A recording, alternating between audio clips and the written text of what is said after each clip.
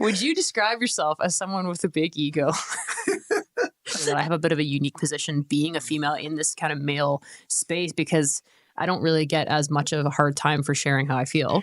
When I started dealing with all these feelings, I was like, there's no way this is going to work. I'm never going to be able to be myself and exist in society. Before I was exposed to this, I had no idea that you could feel unsafe in your own body. Like, rationally, I know like I'm not going to die here, but it feels like I'm going to. I think all of us to some degree, like I like to say that normal's an illusion. Normal is the part of ourselves that we feel comfortable sharing with the world.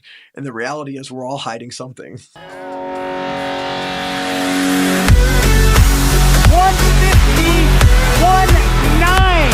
a new world record.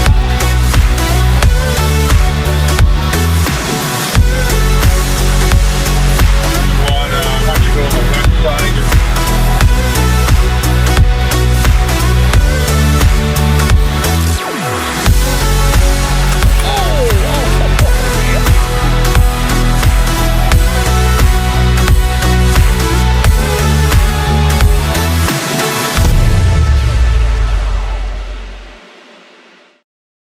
Okay, what is going on, everybody? Welcome to the Authenticity Podcast, our very first episode. My name is Alivia Walker.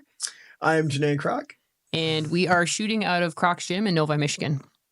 So we wanted to do an intro episode to sort of give everybody an idea of what this podcast is going to be about, give you a little introduction of both of us so you know who we are, what you might be getting, and go from there. So, want to start us off? Yeah, we're going to start by giving a little rundown on our background and achievements. And then we're going to ask each other some questions to help everybody get to know us. And that'll pretty much be our introductory episode. And we're just hoping that you'll get to know us, what our podcast is about, and follow us for future episodes. So it's Alivia Walker. She's been a firefighter for nearly a decade in one of the largest cities in North America. She's also part of a special task force that we can't talk about because it's super secret. She's a Firefit national champion, world record holder, and one of the first women to go under 2 minutes, which was a pretty big deal. And we'll talk more about exactly what that is. It's basically a physical competition related to firefighting, but we'll go into more about what exactly that is. She's also a very talented musician, singer, songwriter, and can just about play every instrument there is. I know you feel like but I'm super impressed by it for sure. But and then she's also a Taekwondo black belt and has recently begun training in MMA and jiu-jitsu as well. Yeah, kind of. Like I've just walked into the gym for a couple classes, but I'm getting back into it. Okay. So, and then this is Janae. I think probably if you're coming to this podcast, you probably know who Janae is already. But in case you don't, Janae is a powerlifting world champion and an all-time world record holder in the 220-pound class. So her squat was 1,014. She benched 738 and deadlifted 810. She was an NPC state champion bodybuilder. She's currently a purple belt in jiu-jitsu and a 2-time IBJJF Masters world champion. She was a Marine who worked in presidential security under President Clinton. She's a licensed pharmacist. She's an author of the book Insane Training, T-Nation. Are you those books as well? No. Those are websites that I used to write a lot of articles for. Got it. Okay. I'm reading Janae's notes. But she wrote a book on it called Insane Training. I actually have seen that one. And she's the gym owner of this place where we're shooting this episode, Croc's Gym in Novi. She's a cancer survivor. She is the star of the award-winning documentary Transformer. You can really tell she wrote these notes now. And she's a proud parent.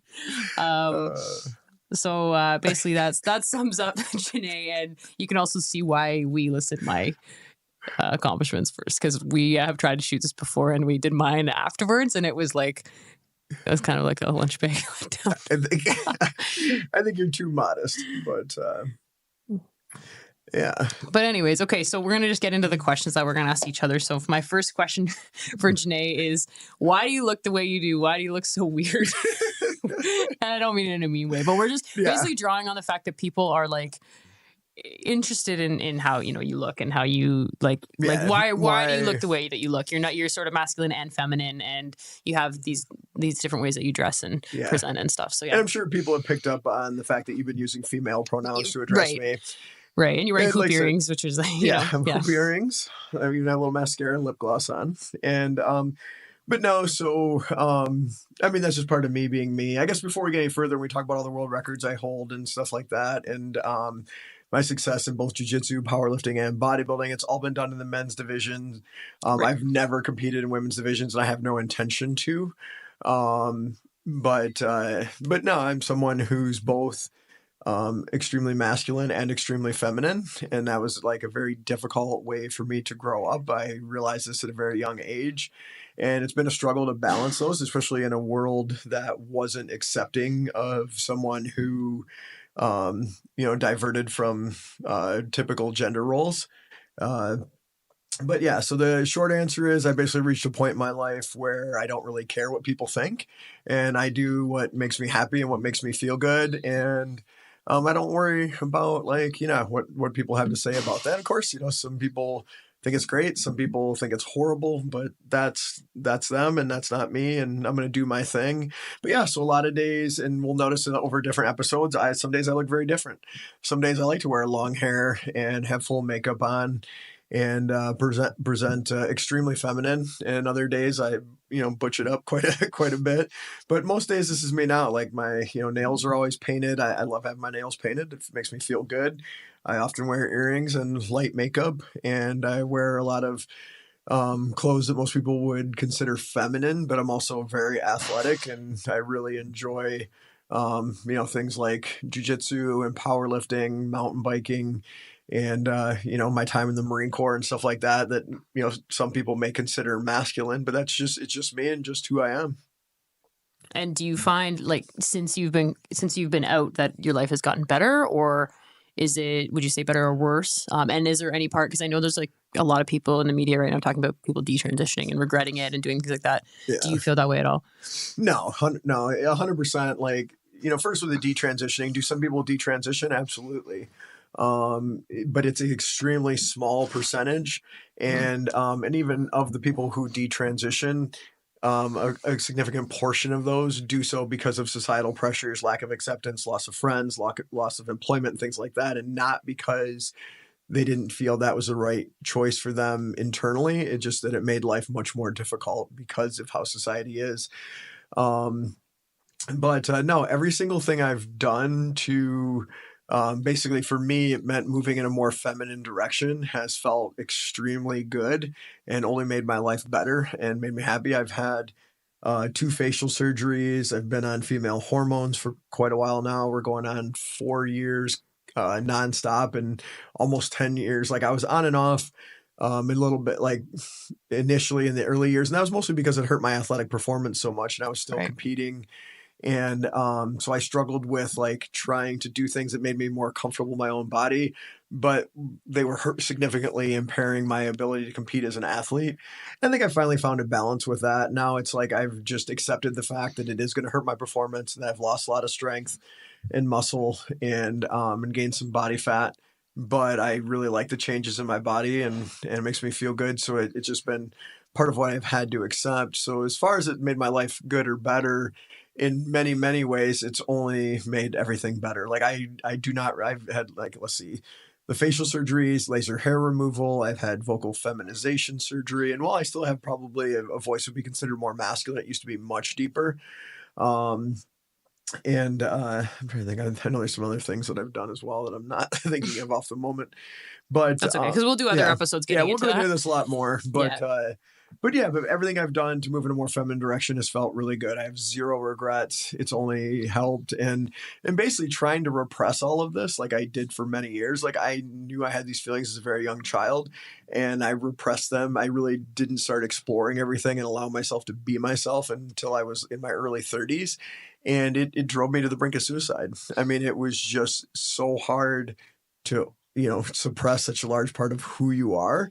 And I did it out of fear. I thought I'd lose everything. I thought, my world would fall apart. I thought I'd lose all my friends, my family, my career, everything. And I'm not going to lie, there were some challenges, and I did. I was fired from jobs. I lost, I was competing as a professional athlete. I lost a lot of sponsorships, and there were some serious consequences, but I have zero regrets.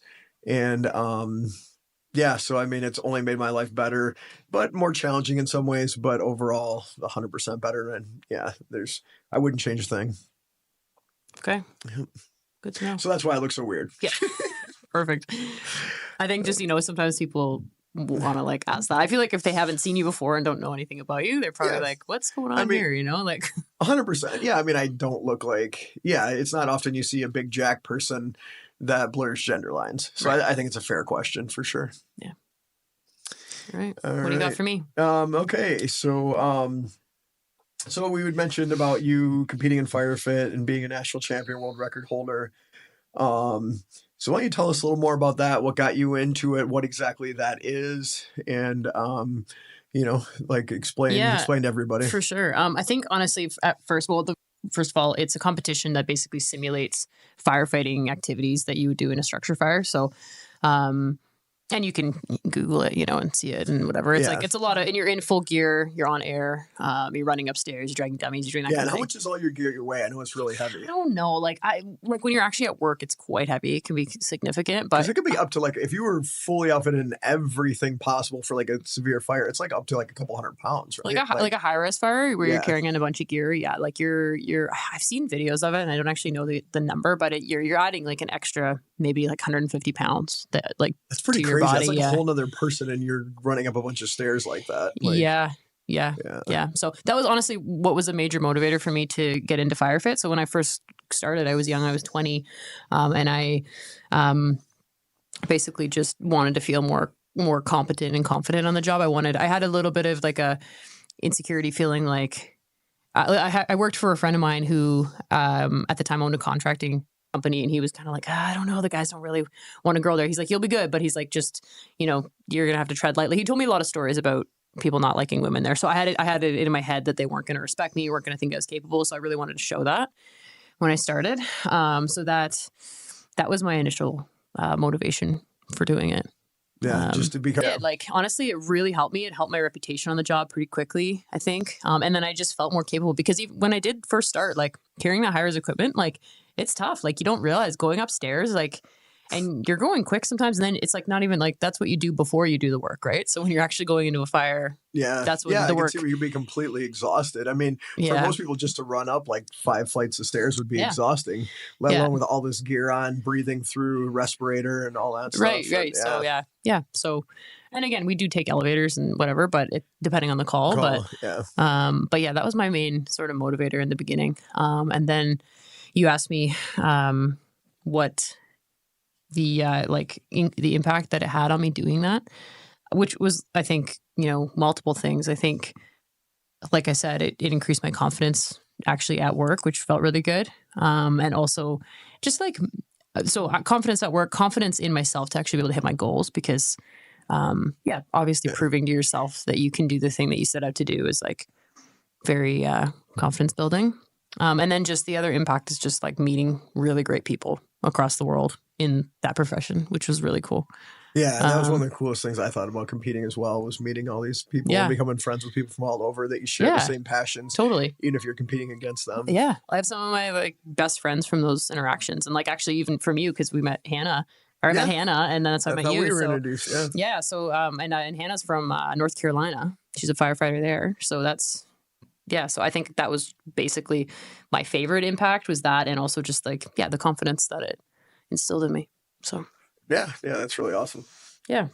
Okay, so what I've got next for you, just tell us about what got you into powerlifting and bodybuilding and how successful you were, just to give people that don't know you an idea of that. So it was just one of those things. It was something I was always drawn to when I was a little kid. When I saw somebody big and strong, I was like, wow, that's how I want to be. And it was just something inherent in me that, I was passionate about. I mean, I was a crazy little kid that, we had track and field day at the end of the year, and I considered that my personal Olympics. And when I was 8, 9 years old, I was training for that, for months ahead of time. My mom was all worried about me. There's this little kid, I'm sprinting. We had a big sand hill. I grew up in a little trailer out in the woods, and there was a big sand hill about 50 yards behind our trailer, and I would do sprints up and down it. There's this 8-year-old, and that's awesome. I'm training, but it was just something I was always drawn to, and I don't know, just somehow I was like, well, if I want to be good at this stuff and I want to win and I want to be a good athlete, I need to work hard. And Yeah, where did you learn that? Do you know? you know what? I don't know, because I didn't really have any role models, to be honest. Like, Yeah, it was something that was just naturally in me. And I mean, I would read about everything I buy. You know, I started buying all the bodybuilding magazines at a young age. I would buy Sports Illustrated. I remember like one of the first things I did, Herschel Walker was like the stud athlete at the time. And, you know, and he would do push-ups, sit-ups, and pull-ups and then run. And so I started copying his workouts. And then, yeah, when I was only like 8 years old, I made a makeshift weightlifting set out of a 2x12. I laid across a couple cinder blocks to make a bench. I had a bent bar I found in the woods, and I filled up milk jugs with sand, and I made my own weight set. And then my dad later made me a small set of weights out of lead plates that he took lead from car batteries and melted it down and made them into little 2.5 pound plates and made like a dumbbell I could load up to 50 pounds. That's cool. And then every Christmas I would beg them, you know, for weights. And then in 5th grade, when I was 10, they bought me a full weight set, and they'd got me dumbbells a year before. And, but yeah, I was just always naturally drawn to it. The desire to train, because it wasn't like my dad wasn't in that stuff. He wasn't an athlete. And I really didn't have anybody around me that was. It was just something that I was drawn to, was very passionate about. And I was just one of these kids too, who from a very young age, I wanted to be the best in the world at something. And when I was real little, like I was really into baseball, and I thought I wanted to be a pro baseball player. Probably should have stuck with that. I would have made a lot more money. But I was a pretty good little baseball player, but I played sports year round, baseball in the summer, spring, and then football in the fall, and wrestled in the winter. But I was lifting weights the whole entire time year round. And then I realized like later on, like, man, it's weightlifting that I'm most passionate about. And I really enjoyed all the other sports too. And then, I just continued on and like did a couple competitions in high school. And the funny thing is, people probably assumed based on my success, because I ended up becoming the all-time world record holder in my weight class. And when I left the sport in 2009, I was number 1 in the world. And, but yeah, people probably assumed that I was super genetically gifted and always strong. I mean, I got into training really young, but yeah, in high school, both the competitions I entered in high school, I don't think I even placed. And then I did a couple in the Marines and started to have some success there. And I was always a good athlete. Like I was definitely above average, but I wasn't like this, freak. I had no Big Ten schools like recruiting me or anything like that. So I wasn't like some, exceptionally freak athlete. I was just, faster than normal. I was, like I said, I could throw really hard in baseball. Then from working out, I was stronger, but like above average, sure, but genetic freak now. And I just slowly worked my way when I got out of the Marines. I slowly worked my way from first I went to a local meet, and I was the weakest person in my flight. And for people that aren't familiar with powerlifting, flights are like how they organize groups, and there'll be like a group of 10 to 15 lifters of similar strength that all go at the same time. And I was the weakest person in my flight. Like I was the very first one to go and serve the lightest weights. And then over a period of years, I worked my way to the top of the state. That took so I got serious about competing in 96 and won my first state championships and set some state records in 2000 and ended up placing top 3 in the nationals later that year.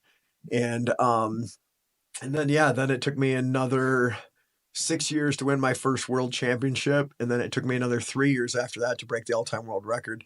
So I competed professionally for, a couple decades altogether, and professionally for pretty much the last 10. And then and after winning my first world championships, that's when sponsors started approaching me and stuff like that.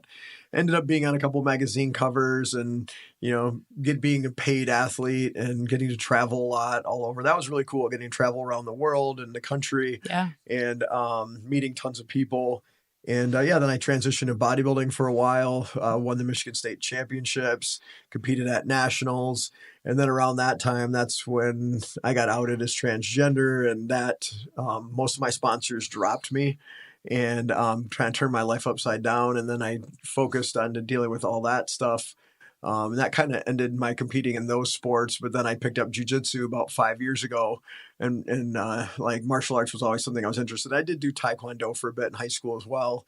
And I loved wrestling. So jiu-jitsu was kind of a natural transition for me. And so far I'm a purple belt. I've won a couple masters division, world titles in the IBJJF. And, but I'm someone who was born to be an athlete and loves competing, and I plan to do it until the day I die.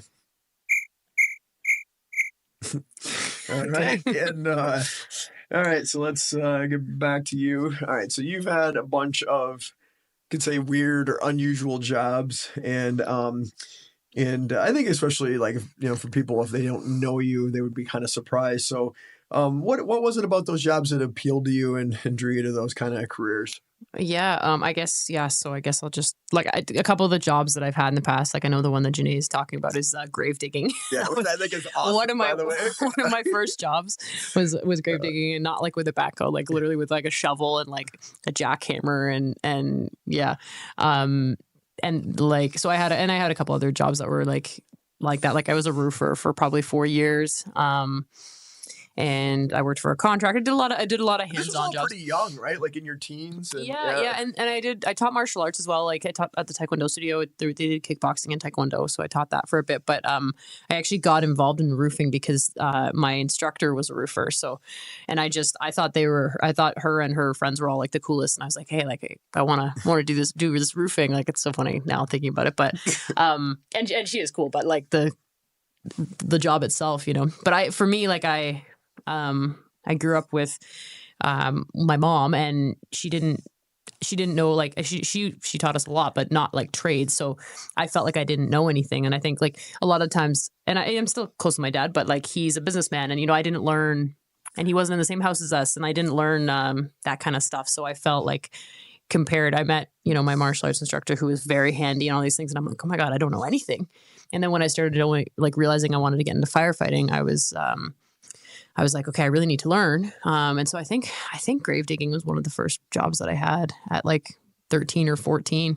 And that was where I learned like how to start a lawnmower. Like I didn't know that. I didn't know how to, I would do maintenance for the graveyard as well. So I learned how to, start small engines and that kind of thing. And the guy was really nice and patient with me and that kind of so that's basically, what drew me to it is that I didn't feel capable in those ways, and I wanted to learn. And then honestly, like roofing has been one of the best things for me when I got on the fire department, because so many people like learn to respect me from me helping them out with roofing jobs. Yeah, I know you've helped like countless people put new roofs on there. And like I had this one captain who and he was going through a hard time. Like he was going through a divorce and whatever, but he did not want a woman on his truck. And I transferred into his truck, and he had a really hard time with me in it. And he was a roofer, and it wasn't until after I roofed a house with him, and we were both. It was funny because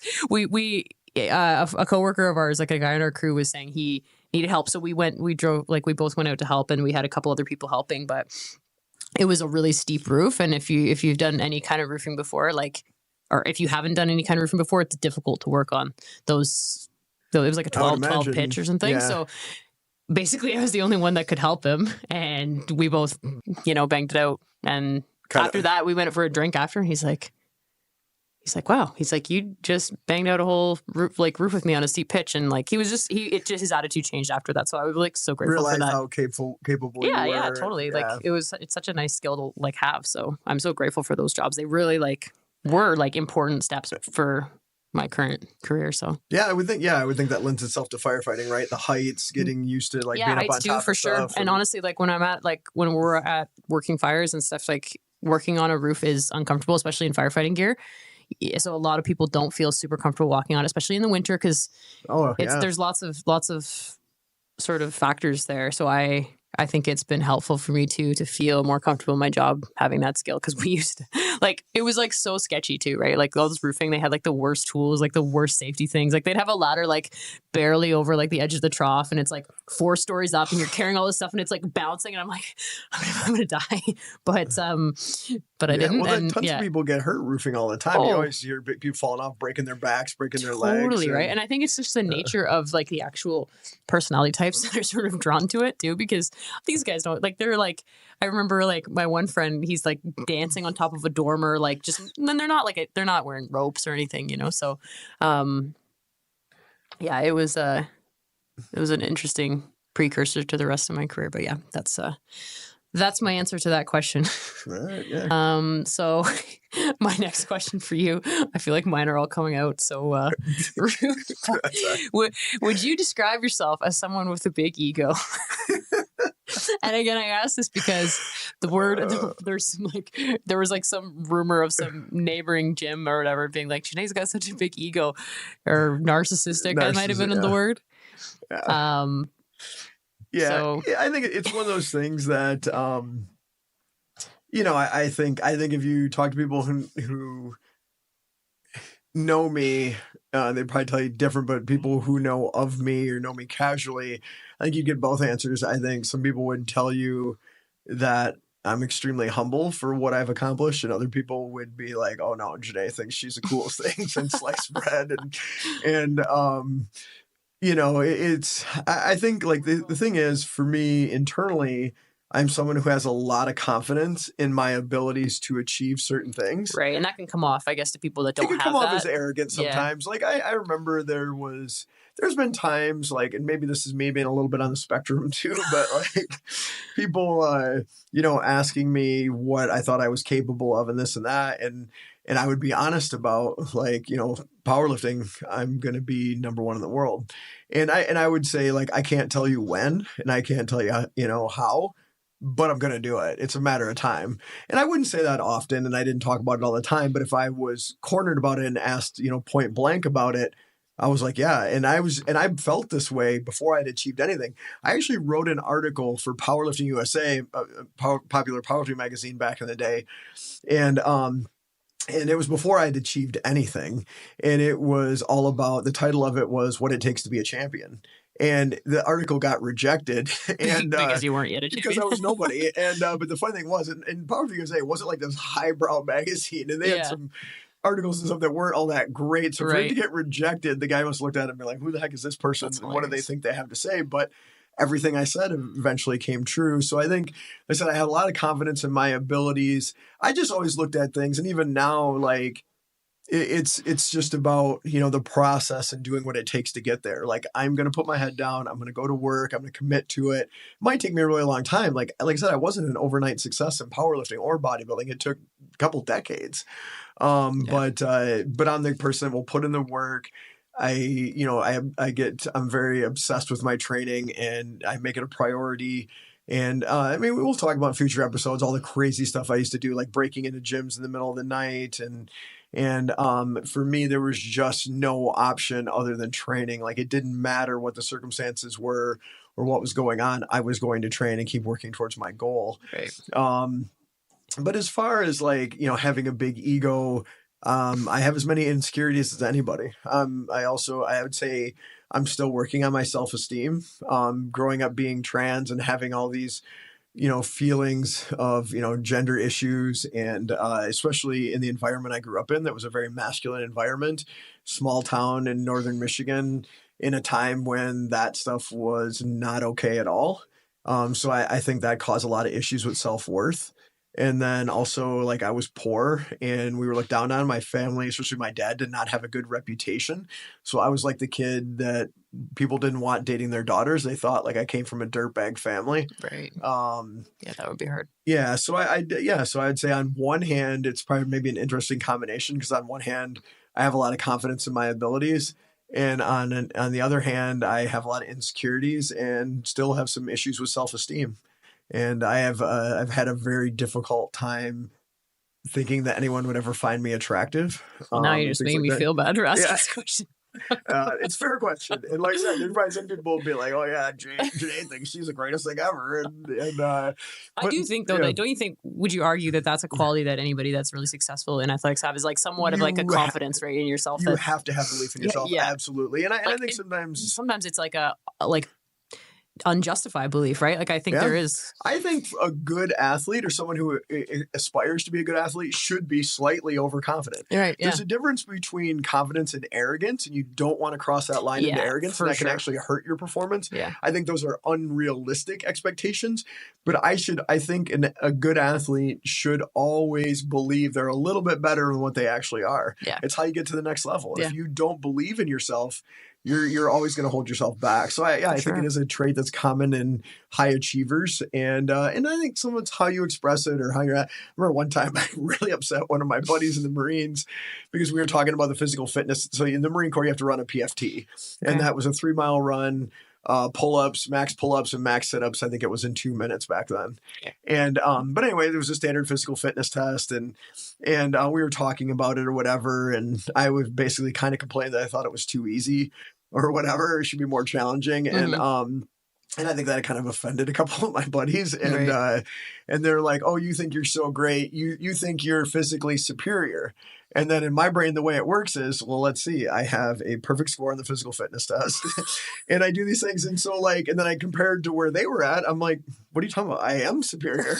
And so that was my reply. That's why I asked the question. Those kind of comments, like I said, maybe that's me being on the spectrum a bit, but just giving a point. But it was an honest answer, and I mean, on paper, if you add everything up, you know, that's like Logan too, like Janae's son. Like I feel like Logan's got that same. Like, what are some of the things Logan said? Like I like the rock solid abs, or like he denies that. He says he was joking, but he certainly wasn't.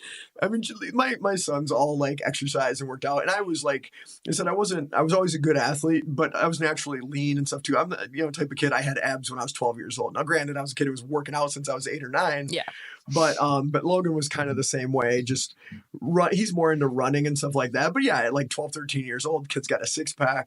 And one day he referred to him as having rock solid abs, and we've never let him live it down. And but he's funny that way too. Like he'll say things like, "Well, yeah, like I am a better athlete," or like, but it's it's totally point blank. He doesn't think anything of it, but yeah. Yeah, and it's not like he's trying to be cocky or be arrogant. He talks about himself in the same way he would talk about anybody else. He's also very point blank about the things he doesn't feel he is good at, or he's, but yeah, that can definitely come across as arrogance sometimes. So maybe in some ways it's warranted.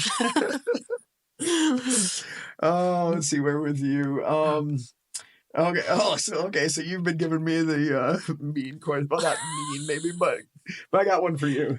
So tell me why all of your girlfriend's friends think you're crazy. Oh my God. Yeah. It's funny. This is kind of a long story, but yeah. Yeah. Well, so basically a couple years ago, I did a psychedelic trip with a shaman that just went really horribly. And like it, just flipped my world upside down, to be honest. I was like in psychosis, and like it was really, really rough. And I had some it gave me like, I forget the word. It's not claustrophobia, but it's a fear of being trapped. It's like clethrobia. I can't remember the word, but it's something like that. So it's sort of like this, I should say gave me, it triggered that. And I feel like it's something I'm now working through, or I've been working through for a couple of years. And it was only kind of coming up with things like, being trapped in like say a high-rise fire, like kind of, I just was feeling like different feelings towards that, or like anytime I got stuck places, but then like in an airplane or something. Yes, that you can't get off exactly. Of, like where I don't have the control to leave if I want to, essentially. And then so we in January, and again, this was a couple years ago, and I'd done a lot of work through it, and I'd been like healing it, and I thought I'd been moving past it. And so we planned this big trip to Peru and then Costa Rica. It was supposed to be 2 months and 10 days in Peru, and the rest of the time in Costa Rica over the course of 2 months.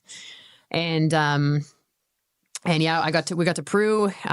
We took a couple of different flights. We were in high altitude. Everything was okay, but we took this drive out to the mountains in this car, and like, how they drive in South America is like crazy compared to here. And they're just be very, very dangerous, right? I actually lost one of my college professors that was on a mission trip in Africa, and the bus she was in went off the edge of the mountain and rolled down, and everyone died. Yeah, you told me that, and I'm like, oh my God, that's exactly what I was thinking as we were going through the mountains. And like, we're going around these corners, and when it's like just like a narrow road and there's no fence on the outside. Yeah. And anyway, so it was that for like 2.5 hours. And then when we got there, I got out of the car and I thought I'd feel better, but for some reason I looked up and like I saw the mountains, and they're like I used to live out in BC in the mountains when I did forest fire back in the day. And the mountains, it's almost like it's different. Like you drive up into the mountains, and then from there you see the peaks. So they don't look as tall or like enclosing, but where we were in Peru, they just felt for some reason to me so tall and imposing and claustrophobic. And then we started the hike, and then the hike started feeling unsafe to me. And I was like, it just sort of like, I started being afraid of everything. And, And I mean, honestly, like there were some narrow pathways that if you trip, you're going to die for sure. Right. But I guess that's what hiking's all about. And I'm not an avid hiker. I just thought, oh, let's go hike Machu Picchu. This is going to be a fun this is like, I don't even really like camping, to be honest with you. I don't know what I was thinking, but yeah. So, and whatever the hike, I was just like, put your head down, get through it. Even though I was sort of stressed out, and like more than stressed out, like I was not having a good time. But then we got, back down the mountain, we got back to this campsite. And then for whatever reason, I woke up in the, I don't even think I fell asleep. I just could, when I was lying in the tent at night trying to sleep, I just started feeling like I couldn't get out and I couldn't leave. And then it just kind of re-triggered all these feelings. Yeah. And then it completely re-triggered everything that I had gone through with that trip. And again, that caused like panic attacks. That was like intense anxiety, things I didn't have before. I ended up, we left, I ended up changing my flights to go back to Costa Rica early, and we got there. I thought it would be better. And, I felt that way too by the jungle. Like I really had somewhat of a, like, I don't know how to word it, but it was like I couldn't get out of that space. So we ended up leaving the trip or whatever. And then my girlfriend ended up being able to go back, which was good for her. But yeah, I think that left an impression on some people that, and again, like I want to talk about this stuff because I think mental health is like, I think it can be hard. And I think especially in a profession like mine to talk about it because you're, supposed to have it together and you're supposed to show up for people when they're struggling. Yeah. And I think there's a lot. You're supposed to be the strong one. You're supposed to be the savior kind of thing. And yeah. So I think it's important to talk about it because, like I think also for a lot of men, like they don't feel comfortable talking about that. And they're taught not to, they're showing those feelings or weakness in that. And they're often reprimanded or chastised for being vulnerable and totally right. And so like, and I think I was saying this to you earlier that I have a bit of a unique position being a female in this kind of male space because I don't really get as much of a hard time for sharing how I feel, but it's still somebody sharing that they're going through it. And you wouldn't know like on a call necessarily that I'm going through that, of course, because I'm not trying to. Well, I think it's important for people to understand too, is that where you've worked and the things you've seen, you've been through a lot of really intense situations. Right. A lot of like some of the stories, I don't know how much you want to share, but you've told me some stories that would be very traumatic for almost anyone. And in your job, and you performed extremely well. You've actually kind of been like a go-to person in a lot of these situations to handle some really difficult, tough stuff. Yeah. Like I think we all like, that's sort of just what the career is in a lot of ways. Right. Yeah. But yeah, so like then that expectation is on us and it, it kind of has to be, but yeah, it definitely accumulates over the years.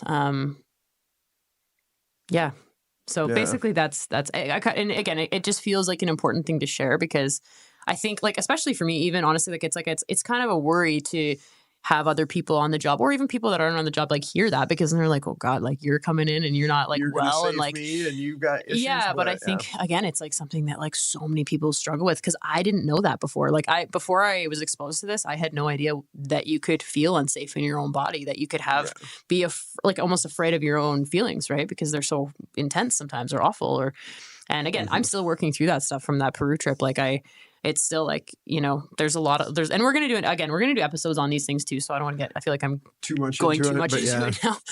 But I think it's something a lot of people can relate to in different ways, but are afraid to talk about. Like me, I'm someone who in most ways has very few fears, right? Like I'm an adrenaline junkie. Heights don't bother me at all. I've skydived. I've driven cars 180 miles an hour. And I think all that stuff's fun, but I'm a little bit claustrophobic. And I've had a couple experiences. I almost drowned when I was younger. And then we did some extreme swim training in the Marines, which really traumatized me. And I made it through all of it. But like, I'm someone who loves the water, loves beaches and everything, but it messed me up enough where I didn't go near the water for the entire year. And sometimes when I'm swimming now, like I will start to have panic attacks in the water and no one would know by looking at me and stuff. And the same thing happened when I started jujitsu. So I think this idea that, and it's one of those things, it's like, we have a lot of challenge and adversity in life. And some things when things are very concrete or you just do this to get through it. But like psychological stuff like that, it's not that easy. You know, even Exactly. when you realize like sometimes I'll be swimming in a pool and I know it's 4 feet deep and I can stand up at any point, but I'm working hard and I don't want to stop because I'm doing it for conditioning. I suck in a little bit of water. I start into breathing and I start to have this panic feeling come over me. Yeah. So I think it expresses itself in a lot of ways. Same thing happened when I first started jujitsu and I'd get trapped underneath somebody, 300-pound person. I didn't know what I was doing and didn't know how to escape. And these feelings of claustrophobia that I had totally forgotten about having when I was younger all came back. Right. And it's like, rationally, I know like I'm not going to die here, but it feels like I'm going to. Oh, yeah. And my brain's just going crazy saying, get out, get out, get out. And, but you don't want to look soft. You don't want to be like, you know, you don't want to tap out of a position like that. And so, yeah, I think it's something probably in a lot of different ways, you know, that kind of fear expresses itself. A lot of people can relate to. So I think it's important to talk about, and be honest about, and be vulnerable. Yeah, exactly. And people to see like, hey, like you have that and now you have worked through that to a point and you know, it's like, maybe it's still there to like in some ways, but there'll probably you're be some still of it forever, but actively competing in jiu-jitsu, right? And it's like, hey, I'm still a firefighter. And like, there were times I honestly, initially after that psychedelic trip, I'm like, I'm gonna have to quit. Like, I don't think I can do this. Do it, yeah. You know, and that's why. So even though I'm going through it again now, I have more confidence in my ability to heal it, I guess, is that, or work through it, or you know, dive into it and uncover what it's really about, and you know, do that kind of work. So and probably in the end you'll be better for it, but it's not an easy path in the meantime. Exactly right, and it's hard to remember that when you're in those moments of suffering. That, you know, it's actually something that I'm going to learn from, you know? Yeah. So 100%. It's hard to remember that, but it is actually in hindsight when you're, even the moments where you do have good clarity and you're feeling better, it's easier to see that. And you're like, okay, like, no, this is pushing me to heal some stuff I think I needed to anyway. Right. So, yeah. And not to say that's the same for everybody with mental health. I know it can be like, there's so many different brutal. ways. Like it can be freaking brutal. Like, so. There's so many different ways it expresses itself and so many different things, but yeah. Okay. Yeah. Okay. So the next one I have for you. So you've been through a lot of adversity in your life. So just tell us a bit about that and how it has both challenged you and benefited you. Yeah. So it just like, you know, like a lot of people, and I don't mean to like give a sob story because I've met people and there are people all over the world that have it way more difficult. I'm fortunate to grow up in the United States and I never we were poor by our standards, but I was never homeless. I was never, you know, struggling to find food. But we didn't have, you know, much for material things. Like, you know, it's a stereotypical story. Grew up in a dumpy trailer, alcoholic father. It was very normal for me to be picked up from practice with my dad wasted drunk. And it was that was something that felt very normal. Sometimes when I tell people some of these stories, you know, they'd be like, why would you get in the car? Because, like there was, you know, times where he'd be driving 85 miles an hour down dirt roads, half off the road, crashing through bushes and trees. There were a number of times like I was just waiting for the impact. And I remember one time specifically we're heading towards, there was actually this curve in the road by where I grew up that a lot of people died on because it was like a tricky curve. And there was a huge oak tree on the outside that people would crash into and die. Mm-hmm. And we were 2 wheels up on the bank, 2 wheels on the wrong side of the dirt road, 85 miles an hour and heading dead for this tree. And I remember sitting there and completely calm because I'd been through this kind of stuff so many times, thinking like, okay, my dad's definitely dead, but I'll probably survive because the tree's on his side of the car, which was probably not correct. And then somehow last second, he pulls it back on the road, misses a tree, makes it through the curve. I still to this day, I don't know how he was able to do that. But yeah, so, you know, my brothers and I would talk, you knew how drunk my dad was when he picked us up based on how he responded to you. So when he was drinking, had a buzz going, he would not use our names. He would refer to us as boy. And he'd be like, pull up and he'd be like, get in the car, boy. And a lot of times, like after practice, everybody else would be gone. And this is like junior high and high school. And everybody else would be gone. And my brother and I would go into the gymnasium. The school would still be unlocked. And we'd just shoot baskets and hang out until my dad got there. Sometimes it'd be an hour. Sometimes it'd be 2 hours. Too far to walk or? Yeah. We lived, you know, I grew up really out in the woods, like on dirt roads. Like if there was a bad snowstorm in the winter, sometimes we didn't get plowed out for 4 or 5 days. Okay. Yeah, I mean, there were times I jogged home from school, but you're talking 5-6 miles probably in the winter and stuff like that. And, you know, you had all your books and stuff like that. Right. And then he would have been mad if we left too. So it wasn't like this is pre-cell phone. So it was like I could call him and be like, hey, Dad, I'm walking home, you know, pick me up on the way. Yeah. And with him, it just never knew because he's drinking at the bar. He'd be angry because we made him leave the bar and that was going to mess his buzz up. And, But yeah, so if he was kind of buzzed, he would just, call us boy. And the worst times were when he was really drunk. He wouldn't say a word. He would just look, he wouldn't even acknowledge you. He would just pull up, you'd get in the car, and he would drive. And for whatever reason, the drunker he was, the faster he would drive. And so he would just like floor it, peel out, and you just sit there and my brothers, so many times there were, he ran other cars off the road when they were with him. And my youngest brother, Chris, unfortunately for him, like I would just always sit and be quiet. Well, Chris would beg him, get scared, beg him to slow down. And the more Chris begged, the faster he'd go. Like it antagonized him. But it was just like, it was, that's the way we grew up. It was a normal part of our lives. And then my parents would, typical stuff where he'd come home in the middle of the night drunk. My mom would get up, they'd fight and argue. And I was the oldest of three. And so like I would play referee between them and try to calm things down and try to protect my brothers and stuff like that. But that was just normal. And then my dad, like, kind of got into some trouble and stuff. There was like one night, he, in the middle of the night where it's like 3 a.m. and I'm probably like 8 years old, and he wakes us all up and tells us to hurry up and get dressed. We have to leave the house. You're 8 years old, like what the heck's going on? And, so grabbing our things, and then the lights were off and everything, and get our coats on. It's the wintertime, coats and boots on, and then light turns on, and my dad's got a huge black eye, one eye swelled shut. And I would find out years later that he had gotten beaten up by the head of a local biker gang, who was a guy that was suspected of murder, ended up going to prison later for running guns and drugs. So there was just some sketchy stuff and things like that. And that was just a normal part of growing up, where I did. And then, other things in life, like I had cancer when I was younger, testicular cancer, ironically enough. And then I had radiation and stuff, surgery and radiation for that. And then, I was known in powerlifting for having a lot of serious injuries and continuing to come back. So I've had, counting the stuff for me being trans, I've had 10 total surgeries. I've ripped off both biceps and had them reattached. Both triceps had them reattached. I had a year ago, I completely detached my quadriceps tendon, had that reattached. For me, those were just, that's part of it, right? Like if you're going to push your body that hard, things are going to happen. So I just had a lot of injuries and stuff to push through, the cancer. The worst thing that's probably ever happened to me and ever could happen to me is I lost my middle son a couple of years ago. But so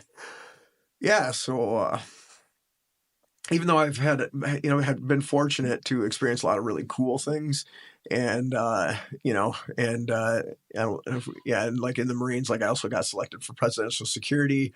And so I've had some really cool experiences and done some cool things.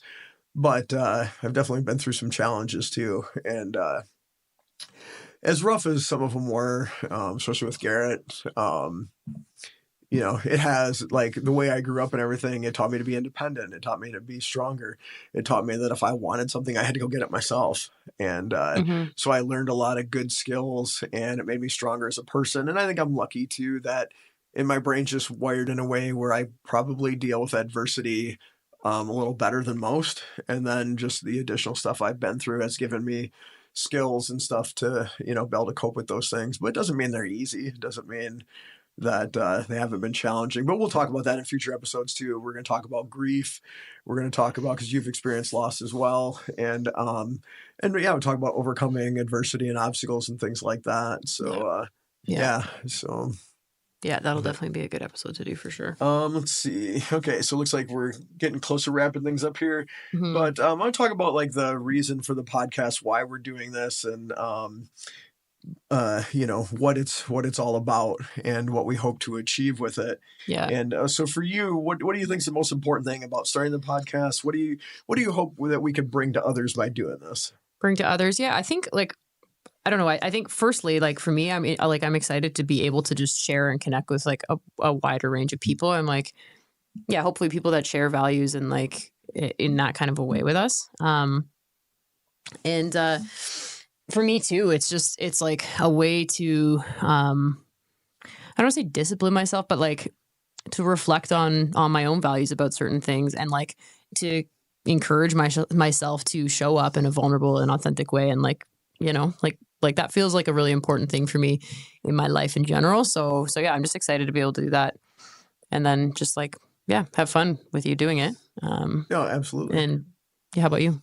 Yeah, I think the motivator, what got us talking about this, and from my perspective too, is just that I get so frustrated with like all the stuff in the world that's so fake now, right? Yeah. Like, social media, between the filters, the lies, just people really presenting them in their situation as something it's not. And it puts pressure on other people trying to meet standards and unrealistic expectations that even the people presenting these things aren't meeting. Mhm. And so I think That's it's true. important to bring some like authenticity, and but then just also, in addition to just being open, honest, and real, but also being vulnerable and Mhm. like talking about things that, like, I think the best part of my experience, like being trans and opening up about all this, because it was extremely difficult. You gotta, Mhm. like, for people who don't know me, I was seen as like the extreme end of being masculine, and Mhm. and that's part of my personality. Mhm. But yeah, I was not only a Marine, but I was the Marine, like, in boot camp.